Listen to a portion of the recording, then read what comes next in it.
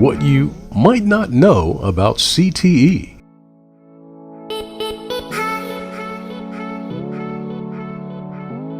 In this class, they learn some basic engineering skills and drafting skills to help prepare them to go into either architecture or an engineering field. You want to know what the next process is? It's great to see them be able to put their designs into practice, and we don't just do everything on the computer here, we actually make them too as much as possible, so they get the hands-on experience as well. We concentrate heavily on geometry and making things work. Expand the carrot on the left side of leg 2, and then expand the tabletop. It teaches me how to build stuff. It teaches me how to create what I want to create using resources that I have. To experience what the people in our chosen careers do every day.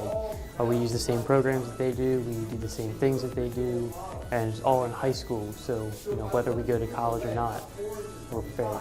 Being an engineer for 14 years prior to being a teacher, it's great to see upcoming students have that light bulb go off.